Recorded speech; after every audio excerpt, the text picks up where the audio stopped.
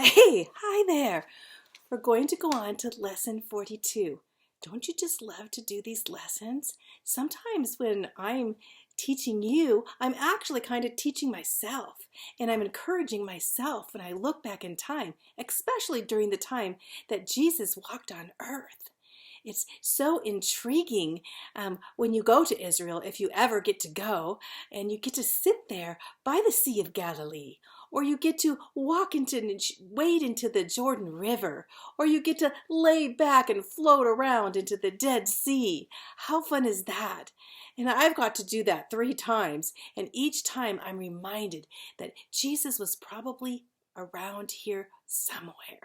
And all of the Bible comes alive when you walk through and you walk the streets of Jerusalem, which we're going to be talking about Jerusalem in the next couple chapters. But in this chapter, we're going to be talking about the bodies of water in Israel. So we're going to be talking about the area of the Jordan River, of the Sea of Galilee, and the Dead Sea. The thing about these bodies of water, they all are low, very low. In fact, the Jordan River is the lowest river in altitude of any river on this earth. And the Sea of Galilee, too, is quite low. It's below sea level. The Dead Sea is 1,300 feet below sea level. It's the lowest point on the earth's surface.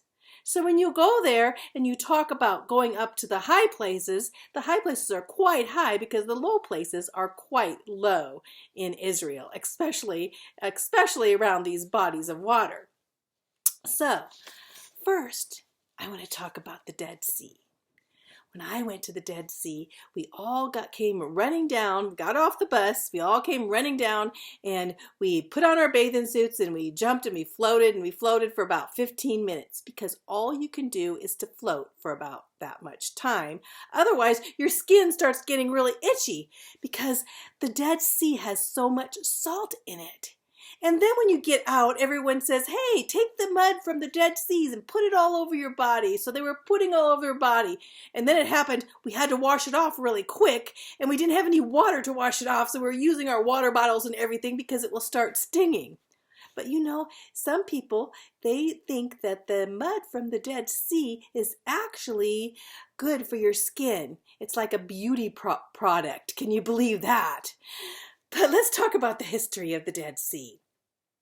The Dead Sea, first of all, being the lowest point and the saltiest point. Saltiest means more salt in the water, the more you can float. You can hardly sink in the Dead Sea.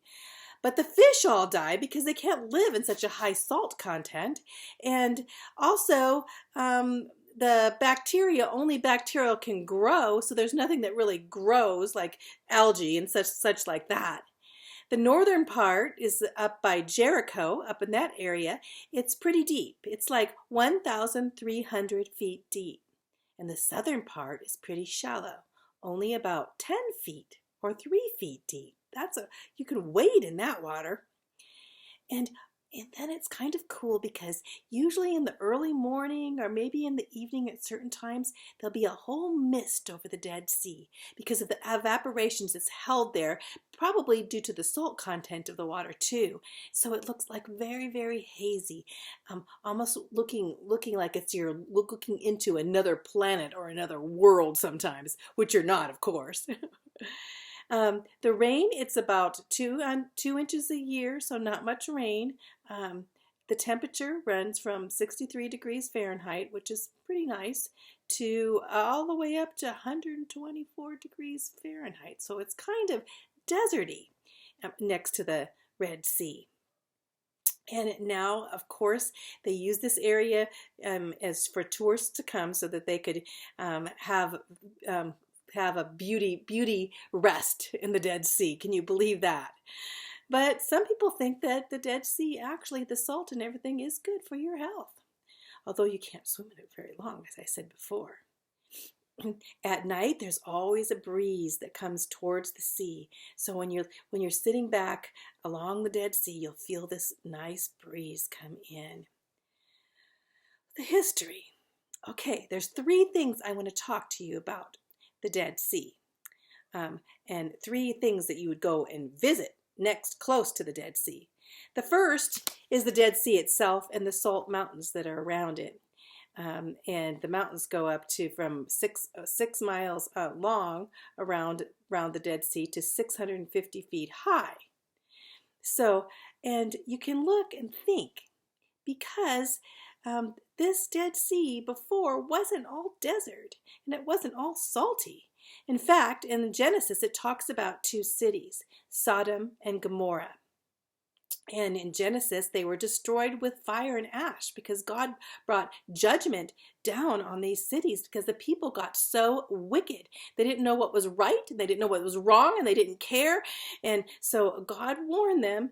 And in the time of Abraham, prayed and talked to God's angels, in fact, and talked to, actually, I believe he talked to God, of course, and to get his nephew Lot out of Sodom and Gomorrah. He was in Sodom. And so we have the story in Genesis that talks about Lot and the angels coming and visiting Lot, and Lot bringing Lot and his family out. But then they were told not to look back, and Lot's wife looked back, and she turned into a pillar of salt in the midst of this destruction.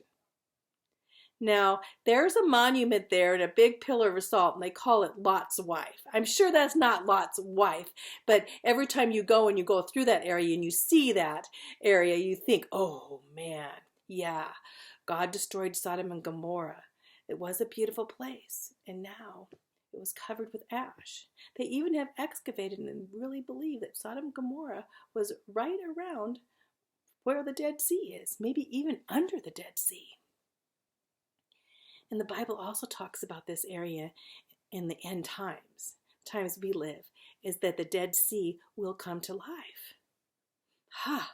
Wonder how that miracle will happen. Maybe we'll see that in our near future. And right now we know Israel is trying to bring life to the Dead Sea and clean out the high salt content and everything. So maybe with our technology, the Dead Sea will be brought to life again. And so the hills of Judea around and the west of the Dead Sea, you'll see a couple other very important areas, or I would say very important historical sites. And one of the sites is on the northwest side of the Dead Sea.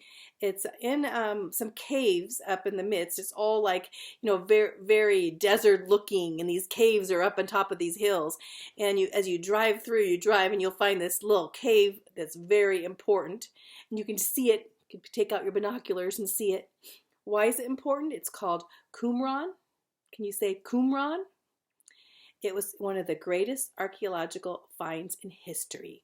In 1947, there was a Bedouin shepherd boy, that's a Bedouin nomad shepherd boy, and he was throwing rocks up there, and he was throwing rocks into the cave.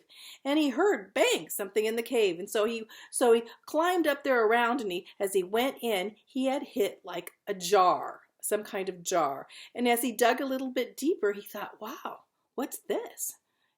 Secret documents or something. And inside he did find manuscripts. They were all in papyrus. And so he went and probably told his father.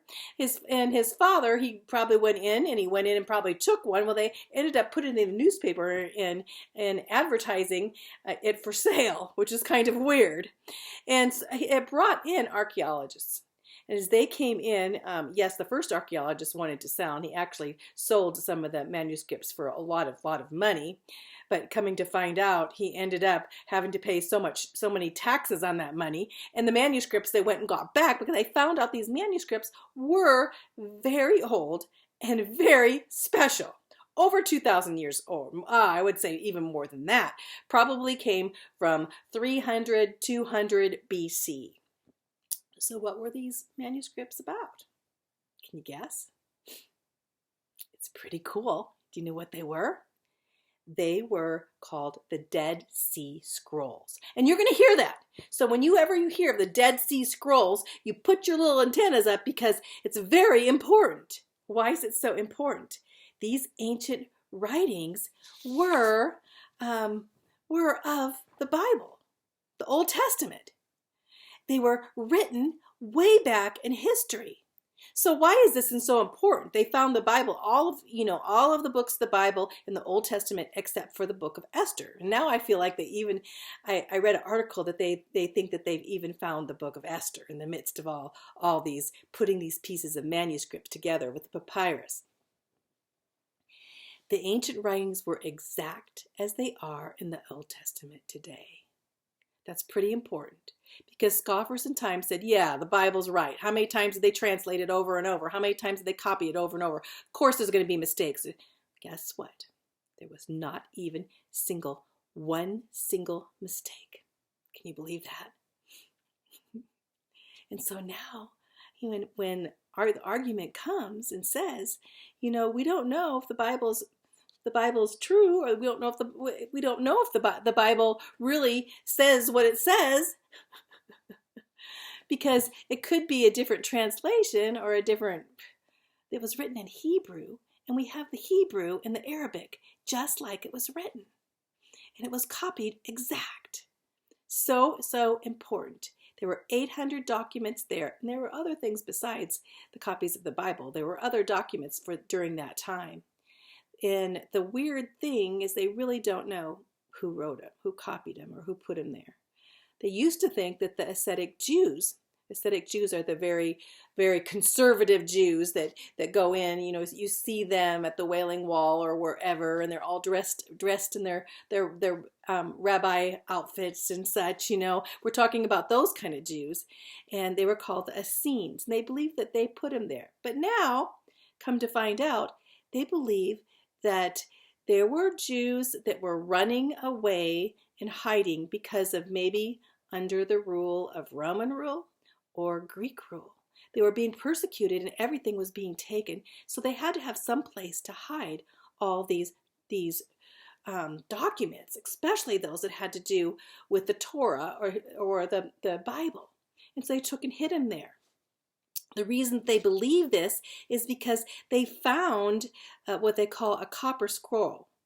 And this copper scroll had, like, treasure hunters have been wanting to get this, because they had, the copper scroll had 64 underground hiding places that contained riches in Jerusalem for safekeeping.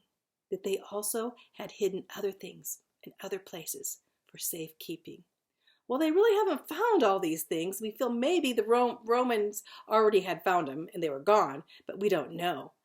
But hey, maybe there's some treasures out there too.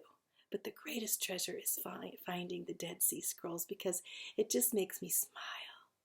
Because it should make you smile too. Because we know what God, He can preserve the Bible. And God used whoever in this little cave to show us the Bible is 100% accurate. How cool is that? Qumran. The other place that you'll see there, it's called Masada. I'm not going to go over Masada because we're going to go over later. Everything, because a famous event in history happened in Masada when the Jews came to hold out there and they were under Roman siege. It's a pretty sad story, but Masada was actually built by King Herod, and it's right up there on top of the mountain. It was so fun because we ran down the mountain, and it was fun running down. Coming up is like, it's very, very hard to do. And I decided I wasn't going to climb the mountain, but I'd run down. But after running down, my legs hurt so bad because there were so many steps. You get shin splints all the way down and everything. So it was almost as bad as walking up. But what an amazing thing to see. So maybe someday you'll get to go to Israel. If not, let's just imagine being there and seeing these going back in history and seeing these things as we go, and I'm going to talk more about the Jordan River and about the Sea of Galilee, which is really exciting place to me.